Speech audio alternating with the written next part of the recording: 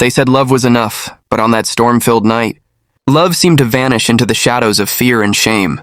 A tiny girl, no more than 3 years old, was left standing at the cold gates of St. Mary's orphanage, wrapped in a thin blanket that barely protected her from the rain. The child's name was Amara, though she was too young to even pronounce it fully. Her parents whispered it one last time as they kissed her forehead and pulled away into the darkness. Behind those rusted gates, she was left with nothing but a name and a trembling heart that couldn't yet understand betrayal. The matron who found her, a weary woman named Miss Jacobs, lifted the crying child into her arms, whispering comfort through lips that had seen too many nights like this. Amara wasn't the first, and heartbreakingly, she wouldn't be the last. But there was something different about this child.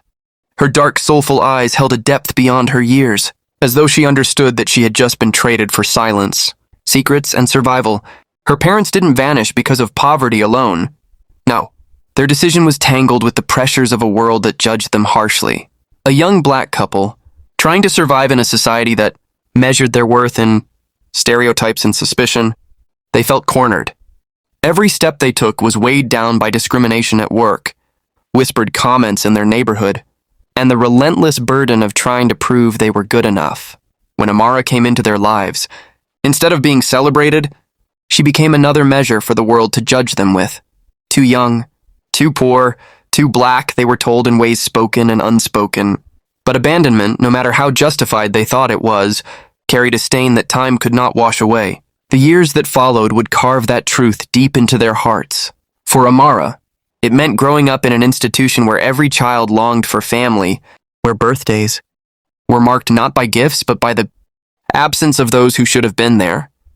At first, she waited. Every day, Amara sat by the tall window in the orphanage's common room, watching the road outside. She told the other children, "My mama's coming back for me." She promised. She would trace shapes on the fogged glass, believing each passing car was her parents. But as the years stretched on, the hope in her voice dimmed, turning to silence. Despite the ache of abandonment, Amara carried herself with quiet pride. She learned to braid her own hair when no one else would, to sing herself to sleep when nightmares came. She began to read earlier than most children, losing herself in stories where little girls who were forgotten found kingdoms waiting for them.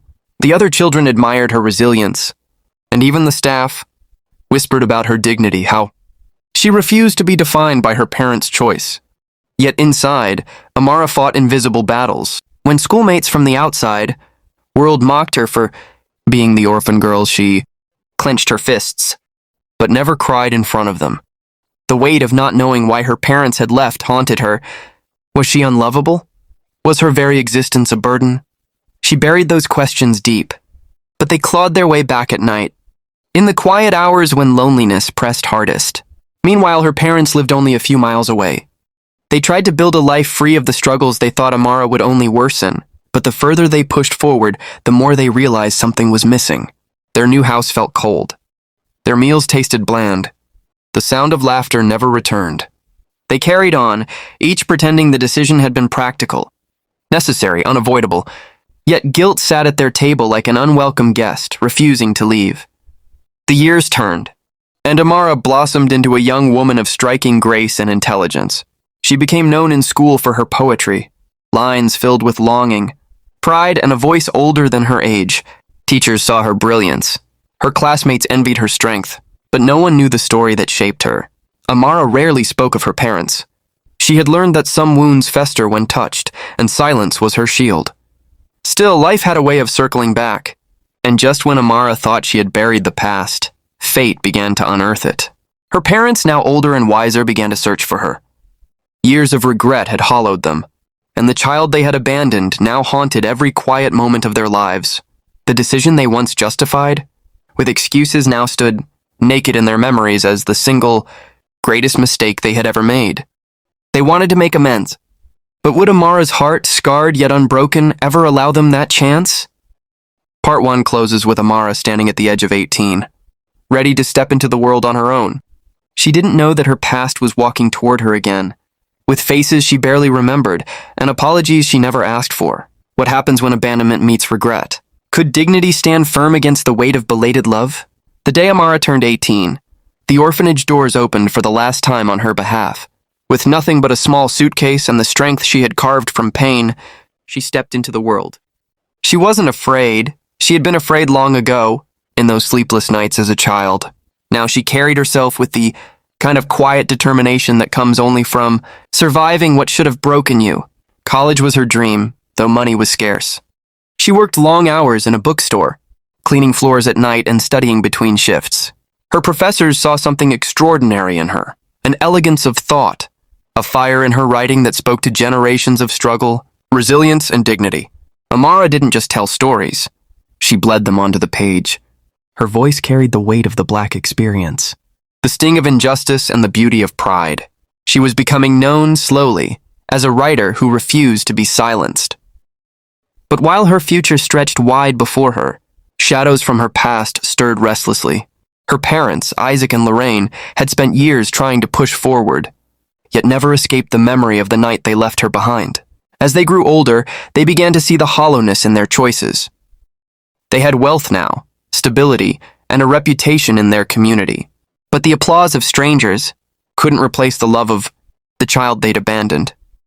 They could buy fine clothes, yet nothing covered the shame that followed them in the mirror. One evening, Isaac stumbled across a local magazine, article about a young poet whose words were captivating hearts.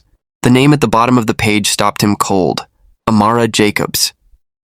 Jacobs, her orphanage surname. His chest tightened as he read her words, lines that felt like open wounds stitched into poetry. Lorraine found him at the table, tears wetting the page. And for the first time in years, they both admitted aloud what they had buried in silence. We left our daughter behind, and she grew without us. The decision to seek her out was not simple. Shame is a heavy anchor, and pride is a cruel companion. They debated for weeks. What right did they have to approach her? Would she even listen? Finally, Lorraine insisted. She deserves to know we regret it. Even if she never forgives us, she must hear it from us. The first meeting was unplanned. Amara had been invited to perform her poetry at a community event, a celebration of Black writers.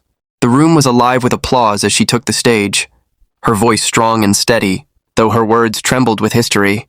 Isaac and Lorraine sat in the crowd, hidden, watching their daughter command the room with grace they could hardly believe. When she finished, the audience rose to their feet in a standing ovation. Isaac clutched Lorraine's hand, whispering, "That's our child." And we gave her away. After the event, as Amara signed books for eager readers, the couple approached. At first, she didn't recognize them. Time had painted their faces with lines of age, their posture bent with years of carrying regret. Lorraine's voice broke as she spoke. "Amara, it's us, your parents." The words struck her like lightning. For a moment, she stood frozen, pen in hand, staring at the faces she remembered only as fragments from her earliest memories. The crowd around them seemed to vanish into silence. Her voice was calm but sharp, cutting through the tension. My parents? My parents left me behind. My parents never came back. You're strangers." Lorraine reached out, tears streaming, but Amara stepped back. The years of abandonment crystallized into a shield she would not let them break. Isaac tried to speak, his deep voice trembling. "We were young, scared. The world was against us. We thought we couldn't give you what you needed. We've regretted it every day since." Amara's eyes burned with unshed tears, but she refused to let them fall. "You think regret erases what you did? Do you know what it's like to grow up waiting at a window, convinced someone was coming back for you? Do you know what it's like to celebrate birthdays with no one to call your name? To be mocked because you belong to no one? Regret doesn't raise a child. Regret doesn't undo 18 years of silence." Her words pierced deeper than any punishment life had dealt them. Lorraine wept openly, begging, "We can't change the past, but we want to know you now. We want to be part of your life if you'll allow it." Amara shook her head. "You want to reap the harvest of a tree you never watered. You left me when I needed you most. And now that I've made something of myself, now that I stand on my own feet, you want to claim me? That's not love. That's guilt." The confrontation ended there. Amara walking away with her dignity intact, her heart heavy but resolute. For Isaac and Lorraine, the sting of rejection was a wound they knew they deserved. For Amara, it was a choice, choosing not to let the ghosts of her past claim her future. Yet even in her firmness, doubt lingered. Nights alone, she replayed the encounter, torn between the anger she carried and the faint, reluctant desire to know why. Could there ever be reconciliation?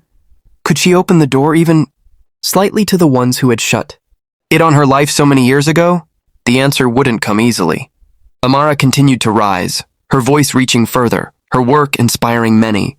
But behind every word she wrote was the echo of that night at the orphanage gate, and the parents who had left her there.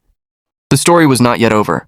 Fate would soon test her strength again, pushing her to confront not just her parents, but the very question of justice, forgiveness, and dignity that her life embodied. Weeks turned into months after that confrontation. Yet the memory clung to Amara like a shadow. She threw herself deeper into her work, her poetry now resonating with even greater fire. Crowds grew larger, publishers began to call, and her words reached stages she once only dreamed of. On the outside, she shone like a rising star. But in the quiet of her apartment, when the applause faded and the pen rested, the silence whispered a truth she could not ignore. Her parents had found her, and her heart had not yet decided what to do with them. She replayed their faces over and over, the lines of regret etched on their skin, the tears that came not from performance but from shame. She had every right to shut them out forever. Justice, after all, demanded accountability. Yet something gnawed at her spirit. Was strength only about standing tall? Or could it also mean bending enough to forgive, without surrendering dignity? One evening, Amara received a letter.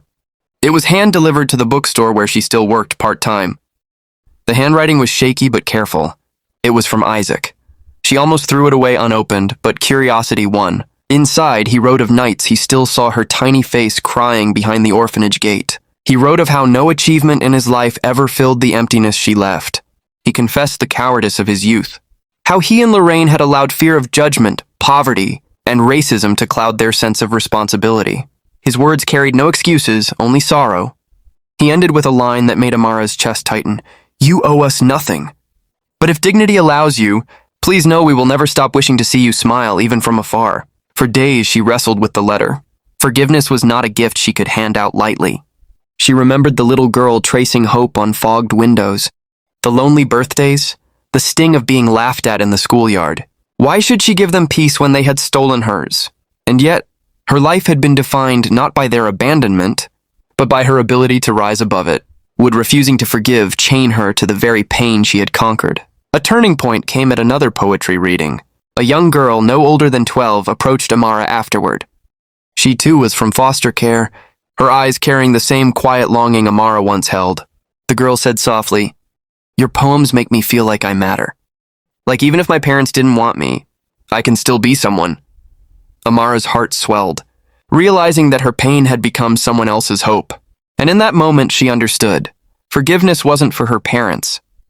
It was for her. She decided to meet them once more.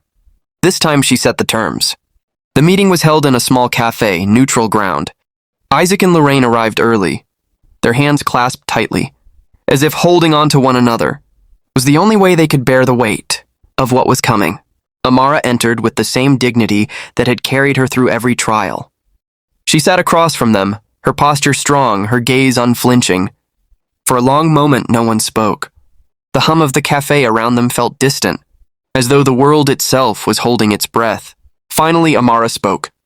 "I am not here to erase the past. Nothing can do that. What you did shaped me in ways I wouldn't wish on any child. But it also made me who I am. I am strong, I am proud, and I have built a life that does not depend on you." Lorraine's tears flowed freely, but she remained silent, allowing Amara to continue. "I cannot promise a family reunion. I cannot pretend we can go back to what was stolen. But I also refuse to let anger define the rest of my life. So I choose this. I forgive you. Not for your sake alone, but for mine. Because I will not let bitterness have the last word." Isaac bowed his head, overcome with emotion. "That is more than we deserve. Thank you, Amara. Even if we never stand beside you. Knowing you are free from our shadow means everything." The meeting ended not with embraces, but with understanding. Amara walked away lighter, not because her parents had been redeemed, but because she had released the hold they had on her spirit. Forgiveness had become her final act of justice, not to excuse, but to transcend. As the years passed, her relationship with her parents remained complicated. They supported her from afar, attending her events quietly, sending letters she sometimes answered, sometimes didn't. She set her boundaries firmly, reminding them that forgiveness did not erase accountability. But in that balance, dignity was preserved. Amara went on to publish her first book, a collection of poems that spoke to abandonment, resilience, and the power of reclaiming one's worth. The book became a sensation, not just in the Black community but far beyond, touching lives across cultures. Yet at its heart, it remained rooted in her truth, a story of a child once discarded, who grew into a woman no one could ignore. Her parents, in their old age, found peace not in reclaiming her as theirs, but in witnessing the greatness of the daughter they had failed. They learned that sometimes regret cannot be undone, but dignity allows space for truth, healing, and the possibility of grace. And Amara, she stood as living proof that being abandoned does not mean being forgotten by destiny. Her story was not one of tragedy, but of triumph, a reminder that even when love fails, courage can rewrite the ending. She was no longer the child at the orphanage gate. She was the woman who walked through life's storms and emerged, carrying not bitterness but brilliance.